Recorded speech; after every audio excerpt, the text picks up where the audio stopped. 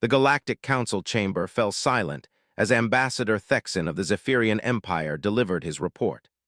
The massive crystalline being's voice resonated through the hall with practiced indifference, each word carefully chosen to minimize the significance of what had transpired on the remote human colony of New Eden. "The incident has been contained," Thexan announced, his translucent form shifting colors from deep blue to neutral gray. "The terrorist cell responsible for the attack on our supply convoy has been eliminated. Collateral damage was minimal and within acceptable parameters according to Imperial Regulation 7.4c. Council Representative Mordak, a insectoid from the Hive Collective, clicked his mandibles in approval. "The Empire's swift response demonstrates the efficiency we've come to expect. Was there any resistance from the local planetary authority?" "Negligible," Thexan replied. "The human governing body lodged the standard diplomatic protests, but they understand their position in the galactic hierarchy. They've been advised to maintain order within their territories to prevent future complications." What Thexan didn't mention, what none of them wanted to acknowledge, was the real reason behind the sudden silence from the human diplomatic channels. The terrorist cell had consisted of a single 8-year-old girl named Sarah Chen, who had thrown a rock at an Imperial transport in frustration after watching Zephyrian soldiers confiscate her family's harvest for the third consecutive month. The orbital bombardment that followed had vaporized not just Sarah, but her entire neighborhood. 47 families, gone in an instant. Dr. Elena Vasquez, the human ambassador to the Galactic Council, sat in her designated observation section, her hands clenched so tightly that her knuckles had turned white. She had been ordered by her own government to remain silent, to not jeopardize humanity's fragile position among the galactic powers. Humans were the youngest species in the Council, barely tolerated, viewed as little more than useful primitives good for manual labor and resource extraction. "The matter is closed," Thexan continued.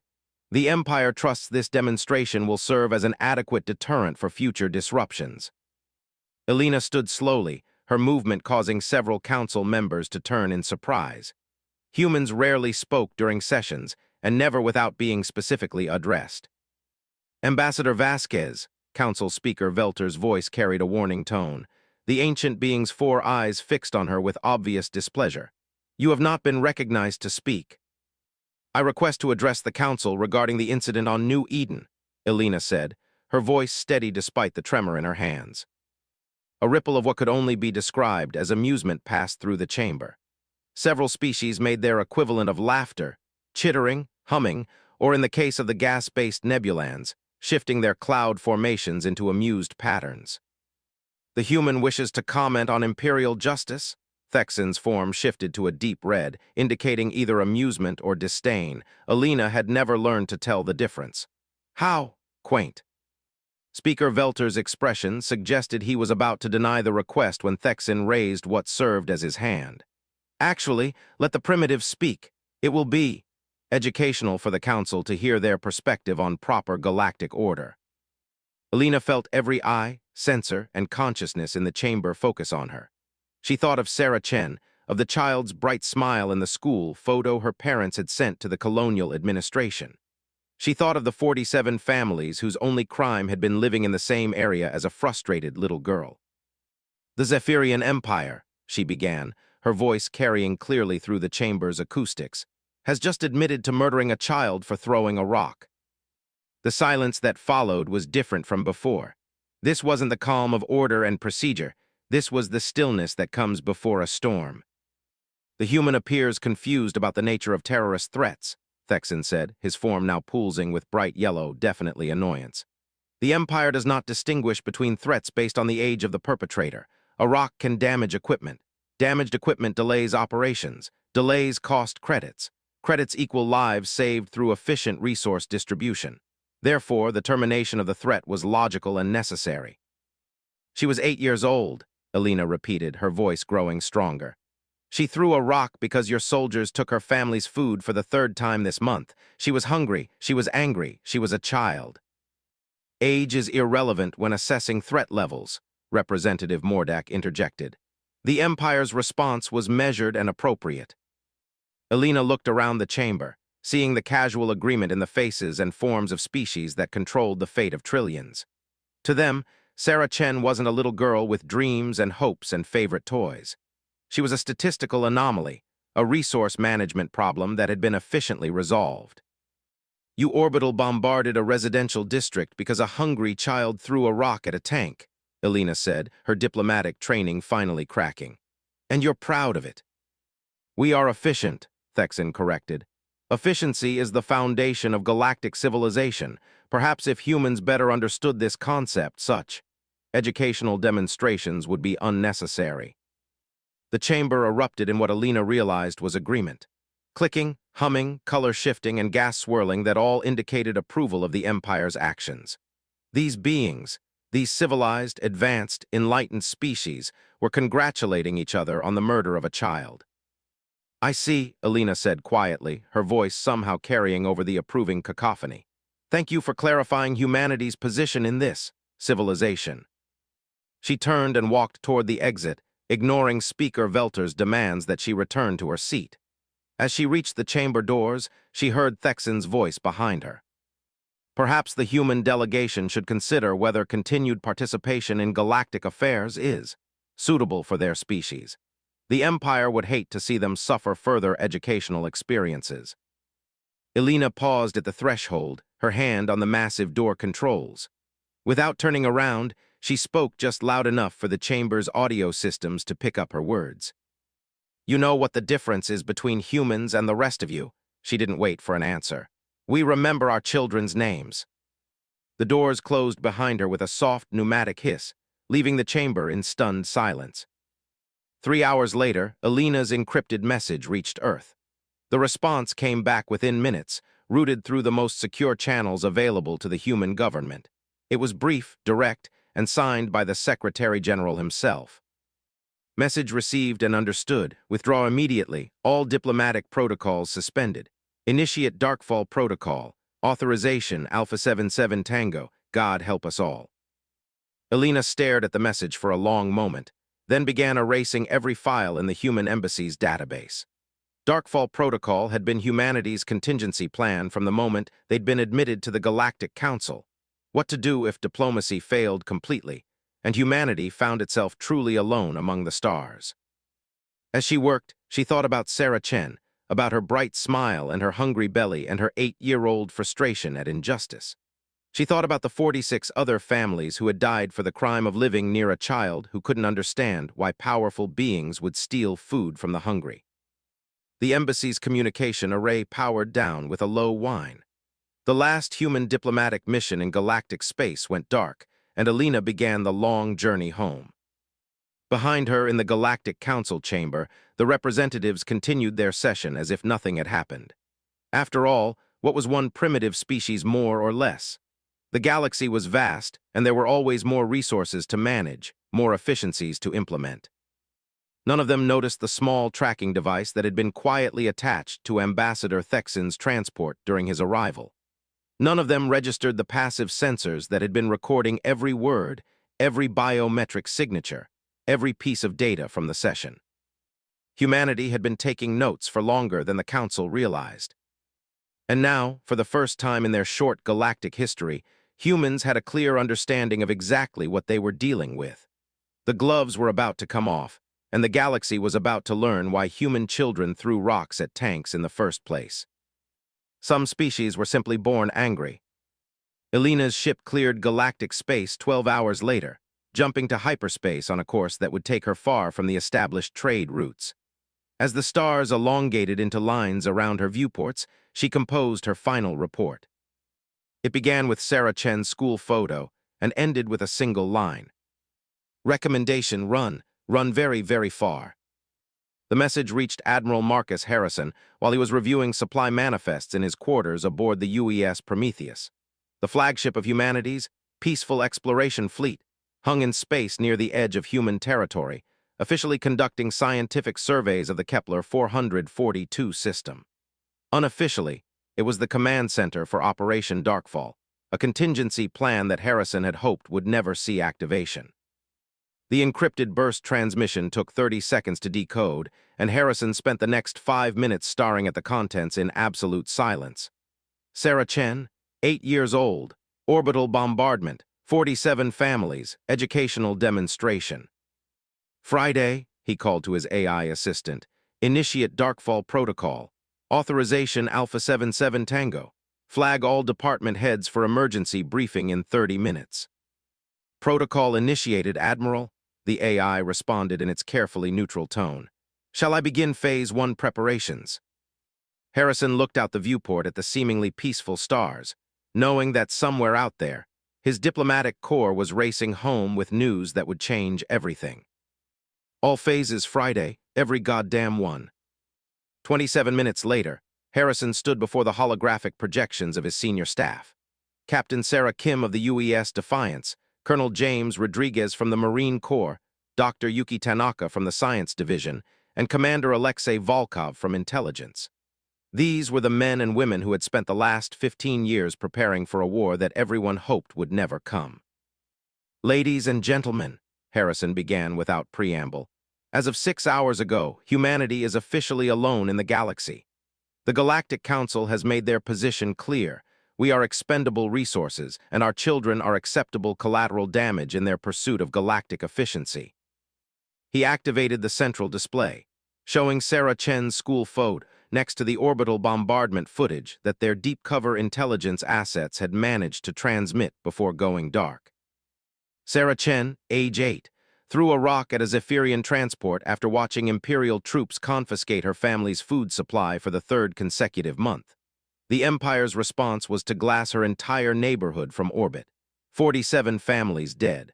The Galactic Council's response was to congratulate the Empire on their efficiency. The silence in the briefing room was absolute. Harrison could see the muscles in Rodriguez's jaw working as the Marine colonel processed what he was seeing. Captain Kim's expression had gone completely flat, the look she got when calculating firing solutions. Commander Volkov was already pulling up intelligence files on his personal tablet. Ambassador Vasquez has officially withdrawn from galactic space, Harrison continued. All diplomatic protocols are suspended. The Council's unofficial response was to suggest that continued human participation in galactic affairs might result in more educational experiences. Dr. Tanaka was the first to speak, her voice carefully controlled. Admiral, are we certain this isn't some kind of diplomatic miscommunication, the species we've been working with for? Doctor, Harrison interrupted, I want you to look at that photograph again. Really look at it. That's Sarah Chen. She liked drawing pictures of spaceships. She wanted to be an explorer when she grew up. She threw a rock because she was 8 years old and hungry and angry at injustice. And the most advanced civilizations in the galaxy turned her into plasma because her emotional response was inefficient. He paused, letting that sink in. There's no miscommunication here. They killed a child to make a point, and they're proud of it. The only question now is what we do about it. Colonel Rodriguez leaned forward, his scarred hands clasped in front of him. What's our current military assessment? Do we even have enough firepower to make a statement? Commander Volkov activated his own display, showing a detailed breakdown of human military capabilities versus known alien forces. The numbers were sobering. Officially, we're outgunned approximately 40,000 to 1.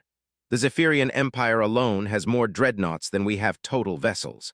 The Hive Collective could probably overwhelm us with worker drones.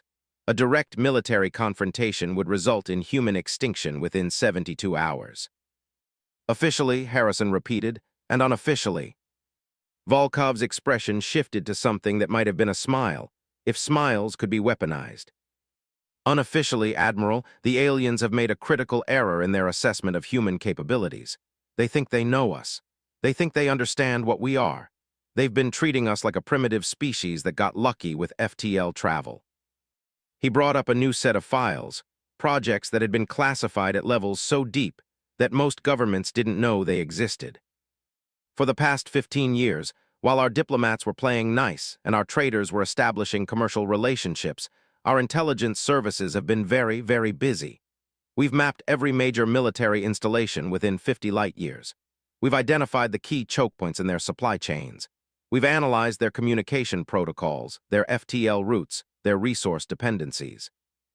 The display showed a three-dimensional map of local galactic space, with human assets marked in blue and alien installations in red.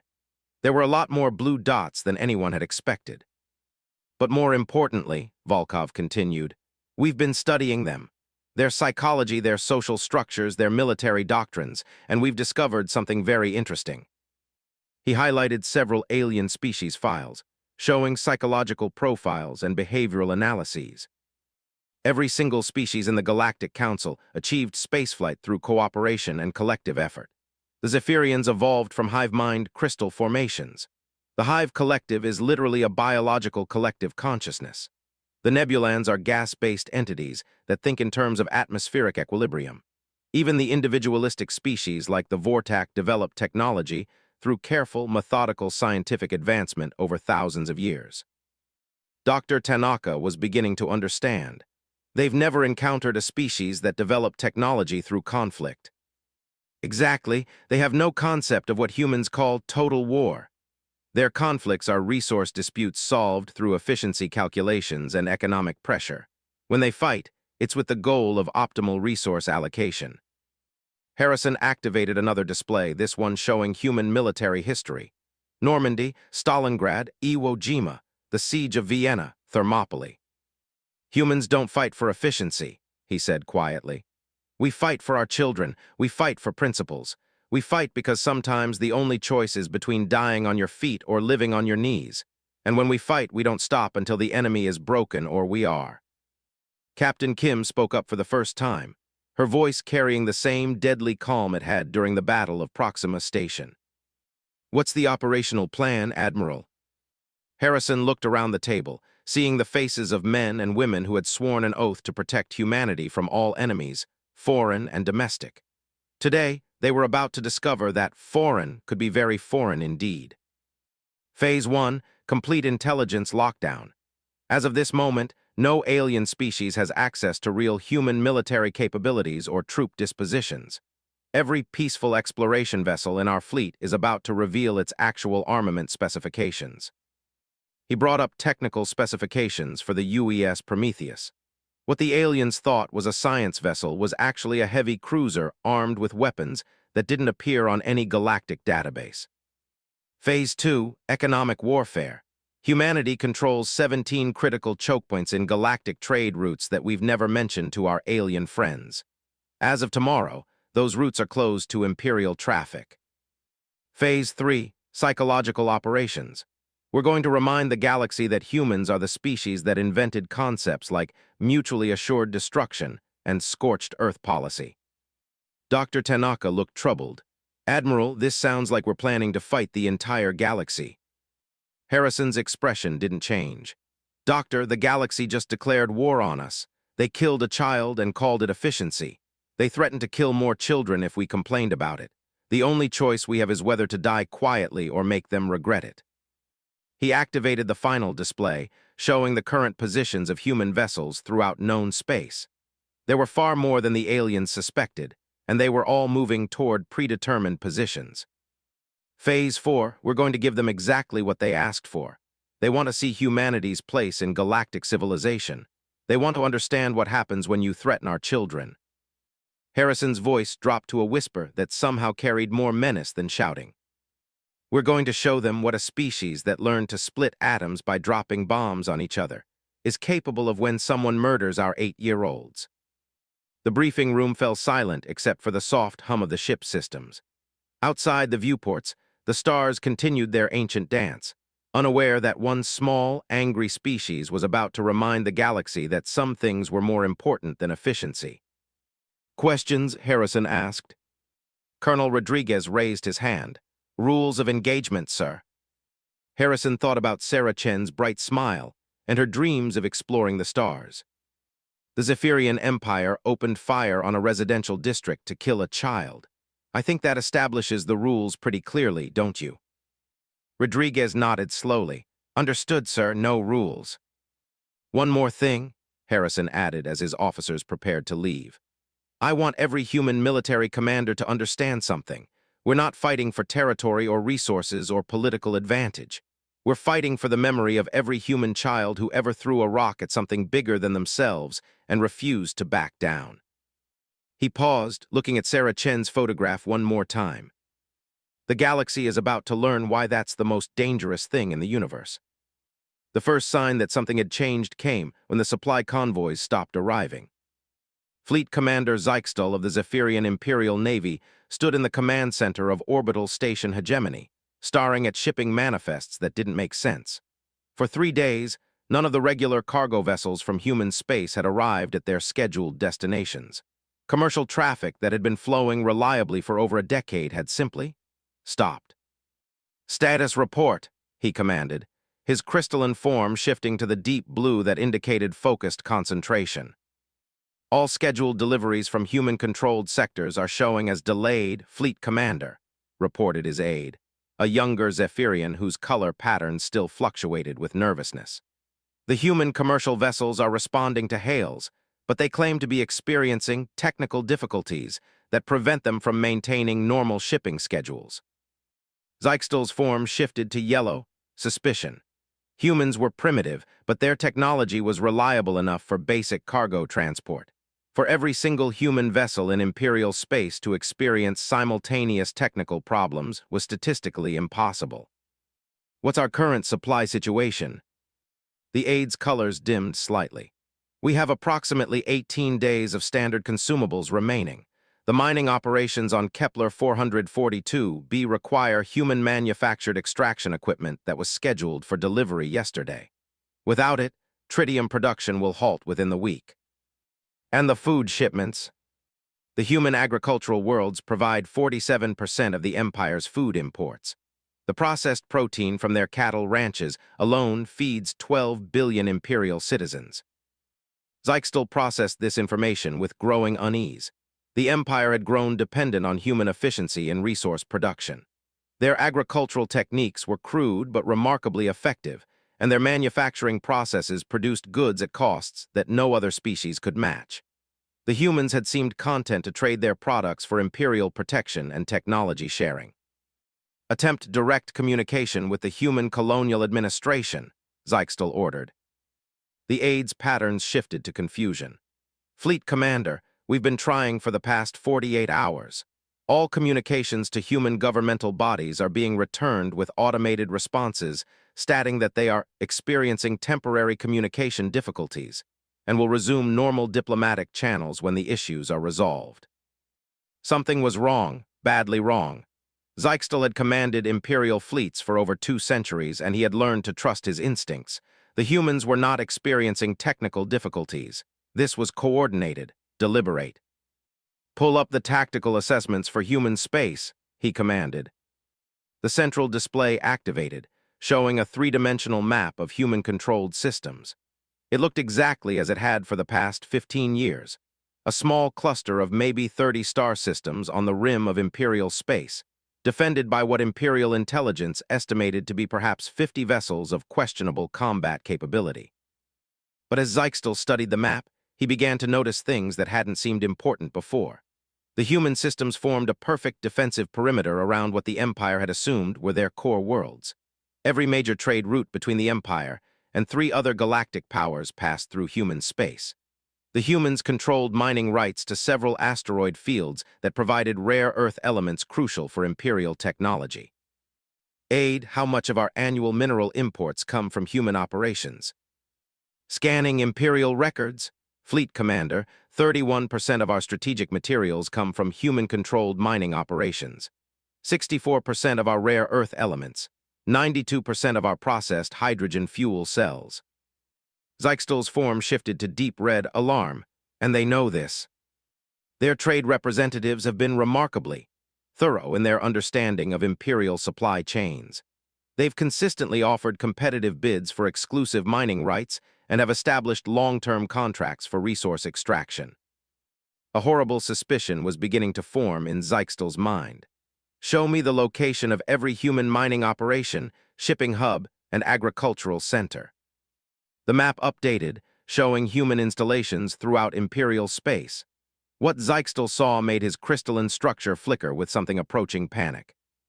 The humans weren't just trading partners. They were embedded into every critical supply chain the Empire possessed. They controlled choke points in the Imperial economy that would take years to replace, and they had been systematically positioning themselves in these critical positions for over a decade. "Fleet Commander, His aide's voice carried obvious distress. "We're receiving priority communications from Fleet Command. Imperial installations throughout Sector 7 are reporting similar supply disruptions. It appears that human commercial operations galaxy-wide have ceased." Zyxtel felt something that no Zephyrian had felt in centuries of Imperial dominance: vulnerability. "Get me Admiral Thexan," he commanded. "Priority 1. The communication took several minutes to establish. Admiral Thexan was currently touring the outer systems, inspecting the Imperial facilities that maintained order along the galactic frontier. When his image finally materialized in the command center, Zyxtel could see that the Admiral's crystalline form was pulsing with agitation. "Zyxtel, what's the situation in your sector? I'm receiving reports of supply chain disruptions across 3 Imperial quadrants."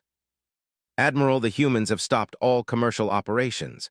Every single shipment, every mining operation, every agricultural delivery. Our strategic reserves will last perhaps 3 weeks. Thexan's form shifted to the deep purple that indicated deep thought. "Impossible. The humans don't have the coordination for something like this. Their governmental structure is too fragmented. They're barely past tribal organization."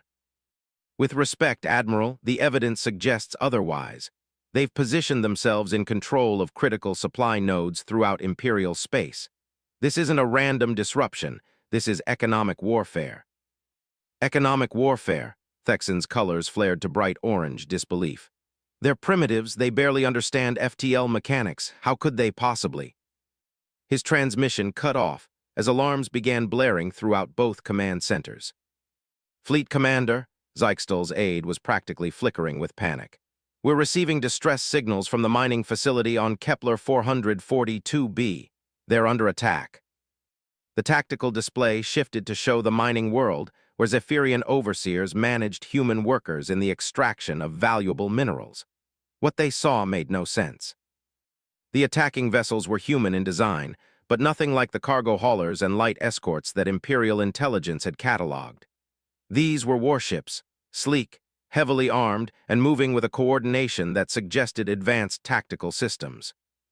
"How many human vessels are we detecting?" Zyxtel asked, his voice somehow managing to remain calm. "Scanning, Fleet Commander, I'm reading 43 contacts. Minimum, the sensor returns are unusual. It's as if they're using some kind of stealth technology we haven't encountered before." On the display, the human vessels moved through the Imperial defenses like predators among sheep. The orbital defense platforms, massive structures designed to destroy entire fleets, were being systematically eliminated with surgical precision. But it wasn't just the effectiveness of the attack that disturbed Zyxtel. It was the way the humans fought. Imperial doctrine called for measured responses, calculated engagements designed to minimize resource expenditure while achieving maximum efficiency. The humans were fighting like they meant to kill everything that moved. "Admiral Thexan, are you monitoring this engagement?" Thexan's response came through clearly, but his usually controlled tones carried something Zyxtel had never heard before: uncertainty. "I'm watching it, Zyxtel, and I'm trying to understand how we failed to detect vessels of this capability in human space." The answer came from an unexpected source. One of the attacking human vessels opened a communication channel, broadcasting on Imperial frequencies. The voice that came through was human, speaking accented but fluent Imperial standard. It was calm, professional, and absolutely terrifying in its matter-of-fact delivery. "Imperial forces, this is Captain Sarah Kim of the United Earth Systems Navy. You are directed to evacuate all personnel from Kepler 442b immediately.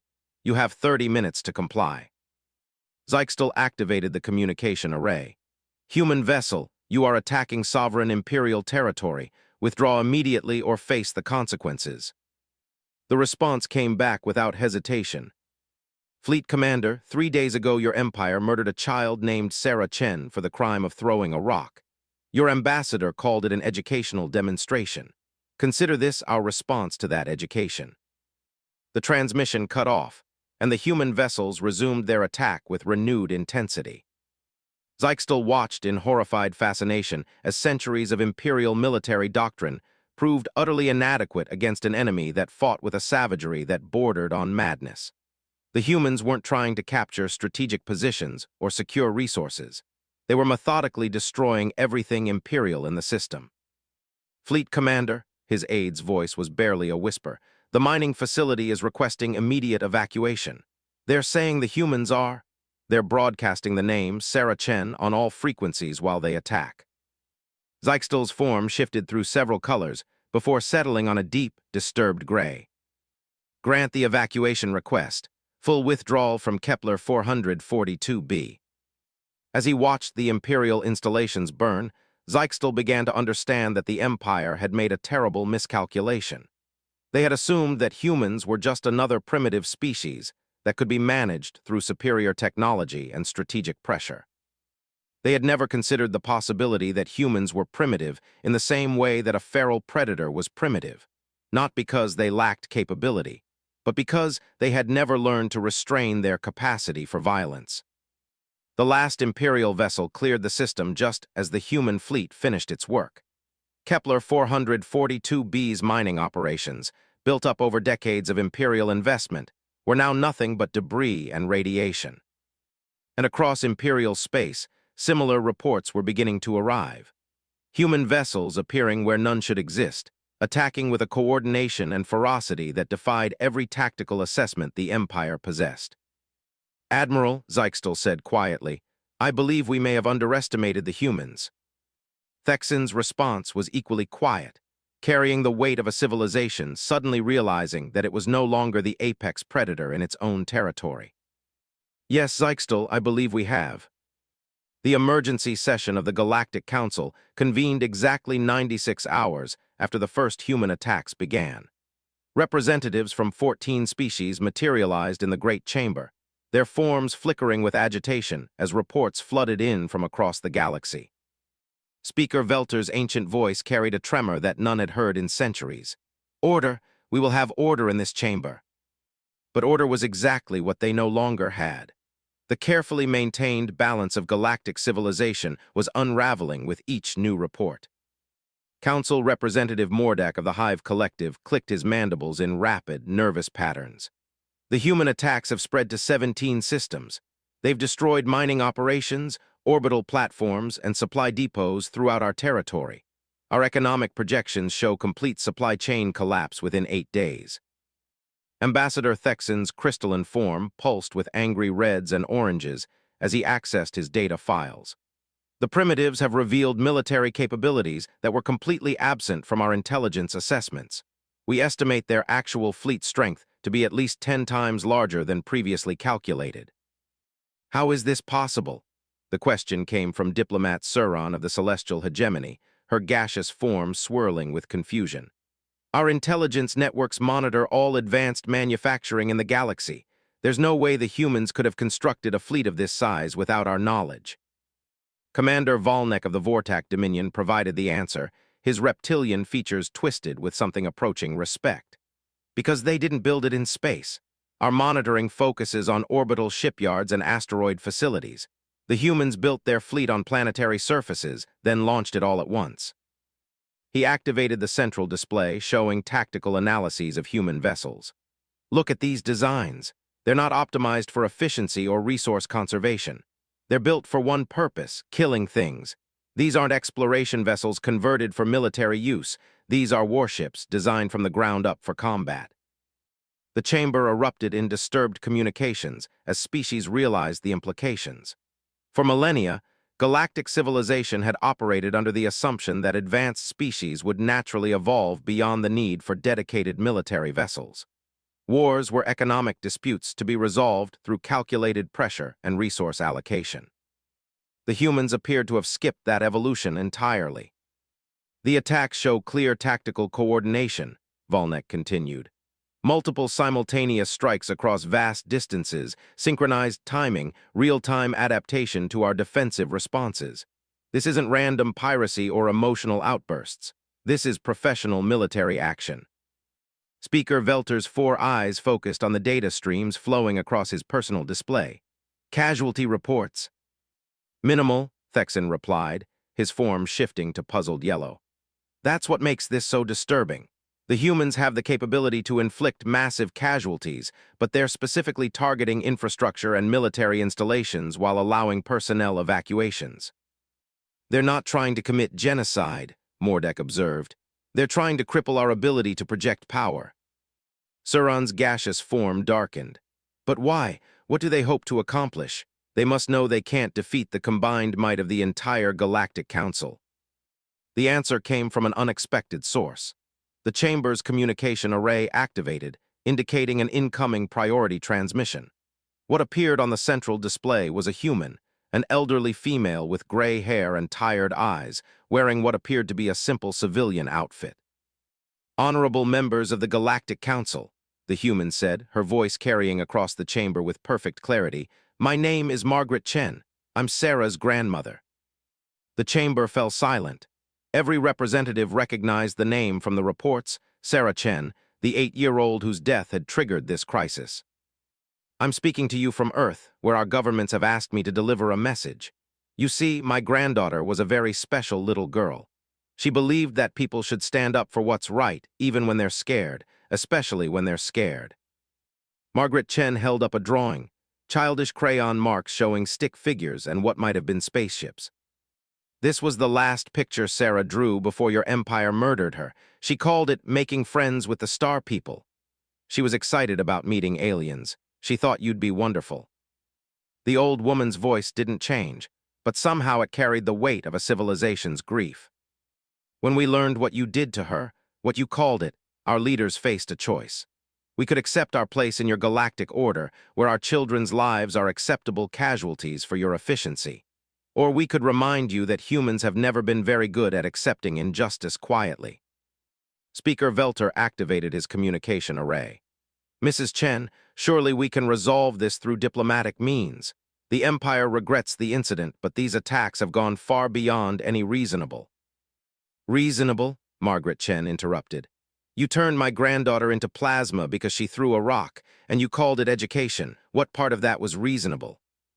The chamber stirred uncomfortably. Several representatives exchanged the equivalent of nervous glances. "Mrs. Chen," Thexan interjected, his form pulsing with authoritative blue, "humanity must understand that continued attacks on Imperial assets will result in massive retaliation. The Empire has shown considerable restraint, but our patience has limits." Margaret Chen smiled, and somehow that expression was more terrifying than any threat. "Ambassador, you've been showing restraint because you think you're fighting rebels or terrorists. You're not. You're fighting the United Earth Defense Force, and every human military commander from here to Alpha Centauri has been given the same order. Make them remember Sarah Chen." She paused, looking directly into the camera. "But you're right about retaliation, so let me tell you what's going to happen next." The display shifted to show tactical readouts that made several representatives recoil in shock. Human fleet positions throughout the galaxy, marked in blue, showed a distribution that was impossible according to every intelligence assessment. "Those are the locations of human military assets as of this morning. What you see there represents about 15% of our actual strength. The rest is currently moving into position around every major Imperial world, every Council species homeworld, and every strategic installation in this galaxy." Volnek's reptilian features went pale. "Impossible. Our sensors would have detected fleet movements of that magnitude." "Your sensors did detect them," Margaret Chen replied calmly. "You just didn't recognize them. Those mineral survey expeditions and deep space research missions that humanity's been conducting for the past decade. They were deployment operations. Every human civilian vessel in galactic space has been converted for military use. Every mining station is actually a forward operating base. Every agricultural colony has enough hidden firepower to sterilize a planet." The council chamber erupted in chaos as representatives tried to process the implications.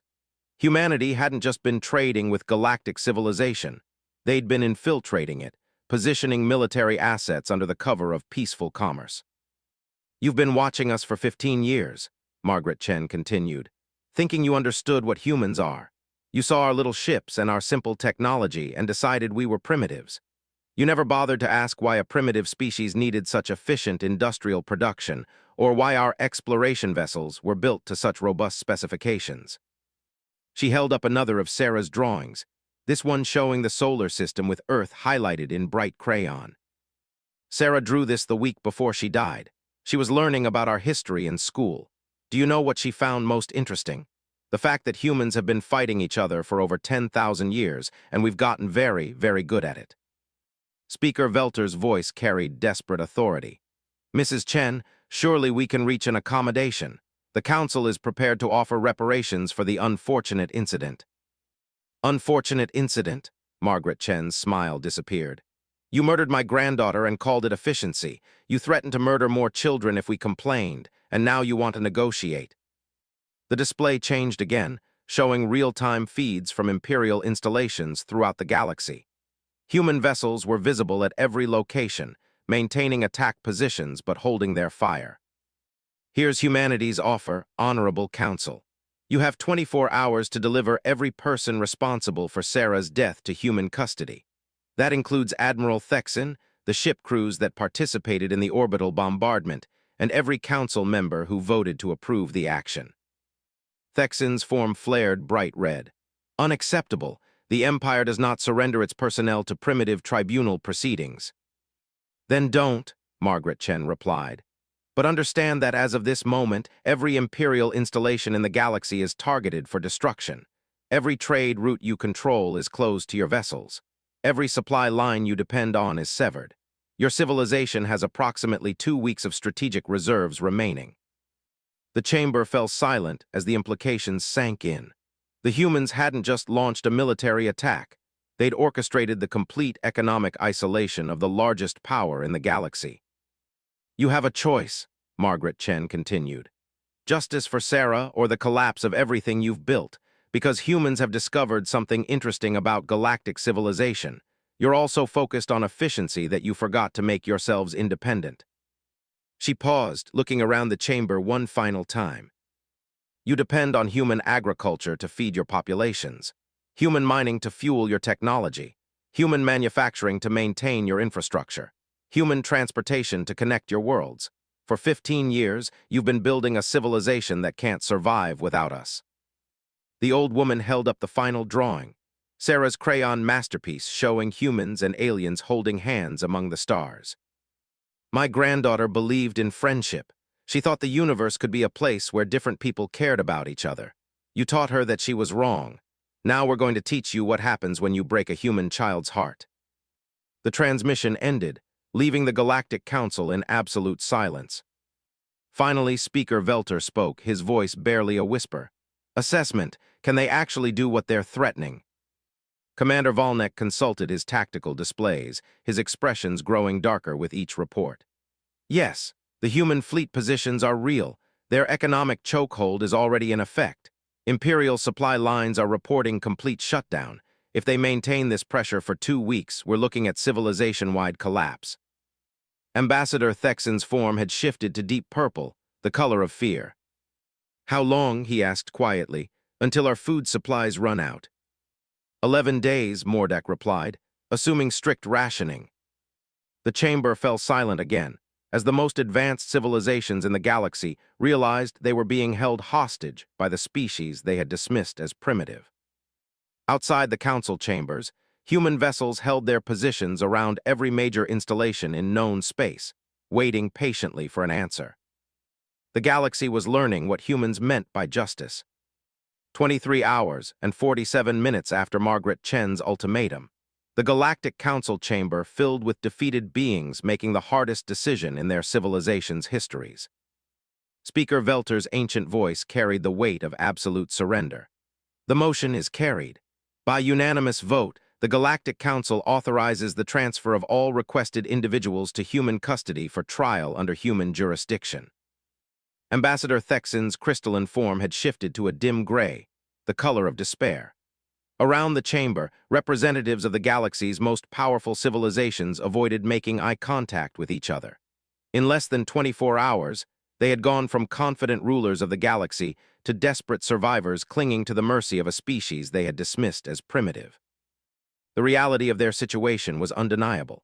Human fleets had not moved from their positions around critical installations. Supply convoys remained blocked. Agricultural shipments sat in human-controlled warehouses while billions of galactic citizens faced starvation. The humans had demonstrated something that galactic civilization thought was impossible: the complete economic conquest of advanced spacefaring species without firing more than a few warning shots. The individuals requested for transfer, Velter continued, reading from the official human communication, will be transported to Earth for trial under human colonial justice protocols. Upon completion of legal proceedings, the human blockade will be evaluated for modification based on compliance with reformed galactic standards.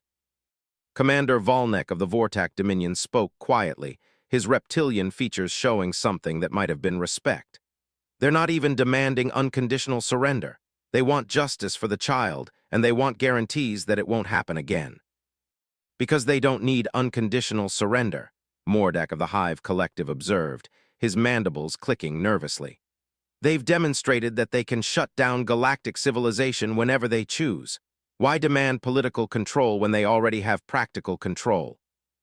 The Chamber's communication array activated as Admiral Marcus Harrison's image appeared on the central display. The human military commander looked tired but determined, standing in what appeared to be the bridge of a warship that was far more advanced than anything in the Imperial database. Honorable members of the Galactic Council, Harrison began, his voice carrying the crisp authority of someone accustomed to command. I understand you've reached a decision regarding our request. Admiral Harrison, Speaker Velter replied, the requested individuals will be transferred to human custody within 48 hours. We request that you honor your commitment to evaluate the current blockade upon completion of your judicial proceedings. Harrison nodded gravely. The commitment will be honored, however, there are additional terms that need to be discussed. A collective shudder seemed to pass through the chamber. The humans weren't done. First, Harrison continued, all Imperial operations in systems containing human civilian populations will be suspended immediately. This includes mining, agricultural collection, and military patrols. Human colonies will be granted full autonomous status. Thexan's form flickered with weak protest. Admiral, those systems contain valuable strategic resources. Yes, they do, Harrison interrupted. They also contain human children. The Empire has demonstrated that it considers human children acceptable casualties in resource extraction operations. Therefore, the Empire will no longer have access to systems containing human children. The logic was unassailable and terrifying in its implications. The humans were essentially creating a sphere of influence throughout the galaxy by the simple expedient of having civilians in strategically important systems. Second, Harrison continued, the Galactic Council will establish what humans call a child protection protocol. Any military action that results in the death of juvenile members of any species will be subject to immediate investigation by a multi-species tribunal including human representatives. Representative Suron of the Celestial Hegemony swirled in agitation. Admiral, such protocols would severely limit legitimate military operations. Good, Harrison replied flatly. Legitimate military operations shouldn't involve killing children. He paused, letting that sink in before continuing. Third, humanity is claiming what we call protective jurisdiction over any species that requests it. If any civilization believes they are being threatened by Imperial or Council forces, they may petition Earth for protection. The implications of this were staggering. The humans were offering to become the galaxy's protective power, standing between weaker species and the established galactic order. It was a direct challenge to thousands of years of Imperial dominance. And finally, Harrison said, his expression growing harder, there will be no retaliation against any species or individual for the events of the past week. Any attempt to punish Council members who voted for compliance or to target human assets in response to our actions will result in the immediate resumption of military operations. Harrison's image leaned forward slightly, and for the first time, the assembled representatives could see the cold fury that had been driving human actions. Honorable Council, let me be very clear about something. For the past 15 years, you've been studying humanity, trying to understand what we are. You've cataloged our technology, analyzed our social structures, and assessed our capabilities. But you missed the most important thing about us. He activated a display showing the faces of human children from colonies throughout the galaxy, smiling, laughing, playing, learning. Humans don't fight for territory or resources or political advantage. We fight for our children, all of them. Every single human child in the galaxy is under the protection of every human military force we possess, and we've just extended that protection to anyone who wants it. Speaker Velter spoke carefully. Admiral, surely you understand that such arrangements would fundamentally alter the balance of galactic power. Yes, Harrison interrupted. It would. The current balance of galactic power allows entities like the Zephyrian Empire to murder children for throwing rocks. We're going to change that. The transmission paused as Admiral Harrison consulted something off-screen. When he returned his attention to the Council, his expression had softened slightly. However, we're not interested in ruling the galaxy. We didn't want a war, and we don't want an empire. What we want is very simple. A galaxy where an 8-year-old girl can throw a rock at a tank without getting turned into plasma for it. He activated a final display, this one showing the current positions of human forces throughout the galaxy. Instead of maintaining aggressive positions, they were beginning to withdraw to defensive perimeters around human-controlled systems. The blockade will begin lifting as soon as the requested individuals are transferred to Earth. Trade will resume under new agreements that respect human autonomy. Imperial operations can continue in systems that don't contain human populations. Admiral Harrison's image straightened, taking on the formal bearing of a military officer delivering an ultimatum. But understand this, we'll be watching. Every Imperial operation, every Council decision, every interaction between galactic powers and civilian populations. If anyone, anywhere in this galaxy, decides that killing children is an acceptable cost of doing business, they'll answer to Earth. The transmission ended, leaving the chamber in contemplative silence. Finally, Commander Volnek spoke, his voice carrying a mixture of respect and wariness. They've just declared themselves the galaxy's protectors, whether we wanted them to or not. More than that, Mordek observed. They've demonstrated that they have the capability to enforce that protection. The question now is whether we're dealing with new galactic peacekeepers or new galactic overlords. Speaker Veltor activated his personal communication array, beginning the process of arranging the prisoner transfers. Perhaps the distinction is less important than ensuring we never have to find out. 3 days later, Earth's newest prisoners arrived at Luna Station under heavy guard. Admiral Thexan and 17 other Zephyrian officers, along with 3 council members who had voted to approve the educational demonstration on New Eden. The trial proceedings were broadcast throughout human space and to any galactic power that chose to monitor them. The evidence was overwhelming, the testimony devastating, and the verdict unanimous, guilty of war crimes against civilian populations. The sentences were surprisingly moderate, imprisonment rather than execution, rehabilitation rather than revenge. But the message was unmistakable: harm human children, face human justice. Margaret Chen was in the courtroom gallery for the sentencing, holding a photograph of her granddaughter. When Admiral Thexan was led away to begin his sentence, she stood and spoke directly to him. She would have been 9 years old next month, the old woman said quietly. She wanted to be an explorer, she wanted to see the stars. Thexan's crystalline form flickered with what might have been shame. Mrs. Chen, the Empire regrets. No, Margaret Chen interrupted. You don't get to regret this. Regret is what you feel when you make a mistake. This wasn't a mistake, this was a choice. She held up Sarah's last drawing, the picture of humans and aliens holding hands among the stars. But she believed in second chances. So you'll serve your sentence, and maybe you'll learn what she was trying to teach you. That being strong doesn't mean hurting those who can't fight back.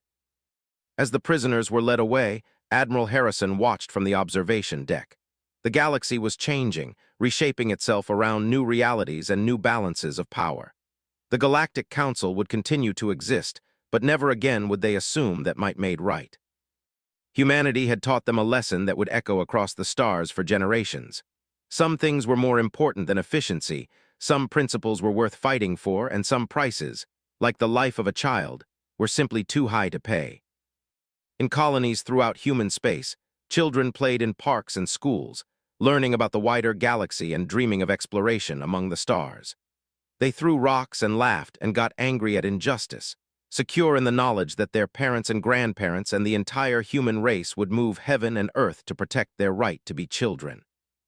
Sarah Chen's picture hung in the memorial garden on New Eden, surrounded by flowers that grew from soil watered by rain, that fell from skis protected by the most powerful military force the galaxy had ever seen. She would have been 9 years old. She would have loved the stars. And now, because of her, children throughout the galaxy could reach for those stars without fear. The little girl who threw a rock at a tank had taught the universe that some things are worth fighting for, and that humanity would never stop fighting for them. Her name was Sarah Chen, and she changed everything.